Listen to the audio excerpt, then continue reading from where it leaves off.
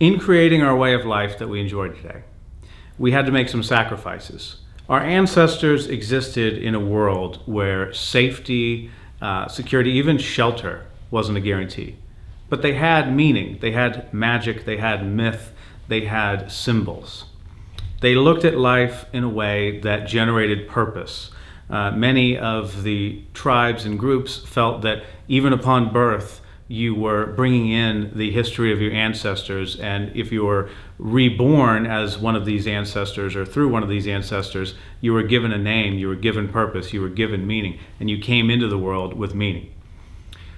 As a way of looking at the function of things, as a way of looking at the numbers of things, because we had to have a functioning society, we had to have the safety, we had to have the rigidity that we now enjoy as civilization, we had to rank things. And we decided that meaning and magic and myth and all this stuff, it's interesting, but it's not really that important, because what's the function? We engaged in what's called a reductive fallacy. We said, all this stuff doesn't really equate to results. It doesn't really equate to productivity.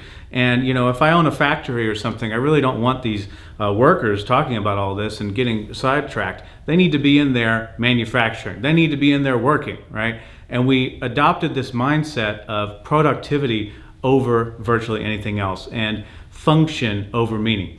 And Ken Wilber talks about this, a philosopher who's written on this. We took away what does it mean and we replaced it with what does it do.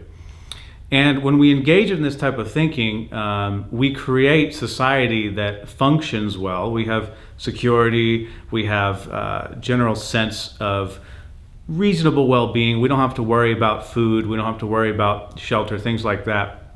And we enjoy a lot of great things, using this camera right now to shoot this video. We enjoy these things that our ancestors probably could never dream of. But at the same time, we've lost the magic. We've lost the impetus. We've lost the journey to the soul, and we've sacrificed it on the altar of productivity and function. We have taken the myth and the magic that actually meant so much, even from a psychological sense, that we could draw on for our own lives, and we could look at things and say, oh, these stories, they have meaning. These stories, they offer lessons and guidance to us. And we can use the symbols of these stories. We can use myth. We can use various religion. And we can use these systems to place meaning in our life, even if it's from a psychological sense. And all that was scrapped. In the hierarchy right now, magic, meaning, myth, all of that is very, very low compared to getting the job done, compared to getting a functional civilization that I think we have desperately suffered from. And when we have a mundane only experience, the mundane world being the basic, the sometimes called profane, the 9 to 5 bright light office experience where it's all about the numbers, we fail to refill the cup, which is us, which is what you could call soul. It's constantly draining.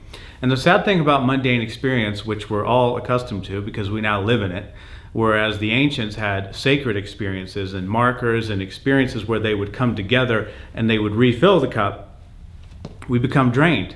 And it's quite boring. It's a quite boring existence when everything is reduced from a whole mystery into, well, it's just atoms.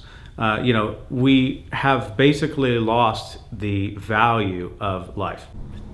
And perhaps the myth is that we can actually ever truly remove these things from our experience, because we flock to the films and the books, Harry Potter, Lord of the Rings, these mythical, fantastical stories to get the fulfillment. We search for these things because we can't find them in our own experience. We've confined them collectively to only fantasy, to Star Trek, to Star Wars, all of these things, instead of bringing it out again and living in a world of meaning and living in a world of symbology, which we can do to this day. Even if it's only in a psychological context, we can choose to engage in the ways of thinking that bring the wonderment and the magic back into our life.